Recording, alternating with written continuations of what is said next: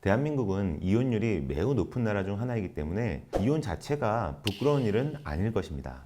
그런데 이혼에 대한 사회 인식이 변한다 하더라도 법원이나 법정에 유명인이 서는 것은 또 다른 문제가 있습니다.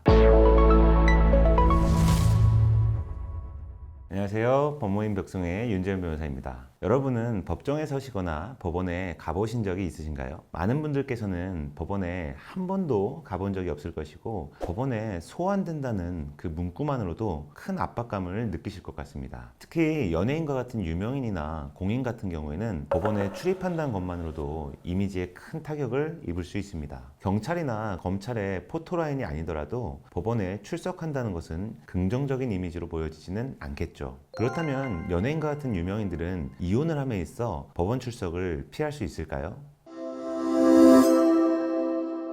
이혼의 절차는 기본적으로 협의이혼과 재판상 이혼으로 나눌 수 있습니다. 협의이혼의 경우 법원에 협의이혼을 신청한 후 아이가 있는지 여부에 따라 1개월 또는 3개월의 숙려기간을 거친 후 협의이혼 의사 확인을 받게 됩니다. 이때에는 부부가 반드시 직접 그리고 함께 출석을 하여야 하고 만약 한 명이라도 출석하지 않으면 협의이혼은 이루어지지 않습니다. 즉 최소한 한 번 내지 두 번은 법원에 직접 출석하는 것이 불가피합니다. 한편 재판상 이혼은 소송 대리인이 선임되어 있는 경우 대부분 소송 대리인이 출석하여 진행을 하지만 변론기일이나 조정기일에 당사자가 1회 이상은 반드시 참석하도록 소환장을 발부하는 경우가 많습니다. 이혼이라는 것은 양 당사자뿐만 아니라 둘 사이의 아이들에게도 커다란 영향을 미치기 때문에 당사자들의 진정한 의사를 확인하기 위함입니다. 이혼이라는 것이 패배자라거나 실패자라는 낙인이 찍히던 시대는 이미 한참이 지났고 대한민국은 이혼율이 매우 높은 나라 중 하나이기 때문에 이혼 자체가 부끄러운 일은 아닐 것입니다. 오히려 요즘은 40대 친구 3명 이상이 모이다 보면 이혼한 친구 한두 명이 있는 것이 자연스럽게 되었죠. 그런데 이혼에 대한 사회 인식이 변한다 하더라도 법원이나 법정에 유명인이 서는 것은 또 다른 문제가 있습니다. 바로 대중들에게 인식되는 이미지입니다. 범죄자가 경찰이나 검찰의 포토라인에 서는 것과는 완전히 다른 것이지만 연예인이 법정에 서고 법원에 출석하는 것이 사진에 찍힌다면 그 자체로 부정적 이미지가 각인될 수 있기 때문입니다. 특히 이른바 어그로를 끄는 많은 유튜버들이 사실 여부와 무관하게 악의적인 허위사실을 유포할 수 있는 단초가 되고 대중들에게는 법원에 출석하는 이미지와 합성되어 매우 부정적인 이미지를 만들 수 있게 됩니다. 얼마 전 손흥민 선수의 이미지를 빌미로 손흥민의 아버지에게 수억 원의 합의금을 요구하던 사례도 있었죠. 한편 법원에 출석이 어려운 사정이 있는 이혼 당사자들도 있습니다. 예를 들어 기러기 가족과 같이 남편은 한국에 있고 아내는 외국에 있는 경우에는 법원에 출석하기가 쉽지 않은 상황일 것입니다. 또는 외국 촬영이 많은 연예인이나 외국 파견이 잦은 회사원의 경우에도 법원이 정하는 일정한 시간에 맞추어 출석하기가 어려운 상황이 있을 수 있습니다. 이와 같이 법원에 출석하는 것이 꺼려지거나 어려운 상황이 있을 때에는 이혼 합의서와 이혼 조정 제도를 이용하는 방법이 있습니다.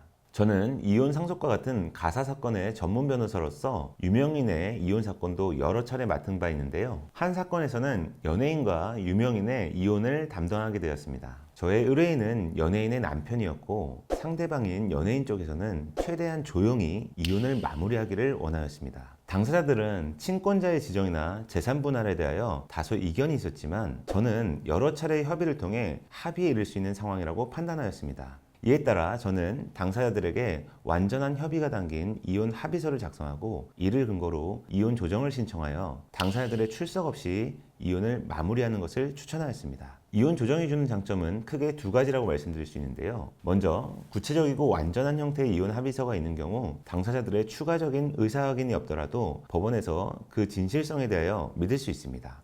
이에 따라 법원에서 당사자들의 출석을 강제하지 않는 경우가 많습니다. 그리고 이혼 조정에 따른 이혼의 경우 협의 이혼 제도와 다르게 양육자가 있더라도 3개월의 숙려 기간을 거치지 않아도 됩니다. 따라서 신속하게 이혼을 마무리할 수 있다는 장점이 있습니다. 제가 얼마 전 담당했던 사건에서도 수차례의 협의를 거쳐 완전한 형태의 이혼 합의서를 작성하였고 그 이혼 합의서를 첨부하여 이혼 조정을 신청하였습니다. 이후 2개월 정도 후에는 이혼 조정 기일이 열렸고요. 상대방이었던 연예인과 제 의뢰인의 출석 없이 소송 대리인인 변호사들의 출석과 진술로서 이혼을 마무리할 수 있었습니다.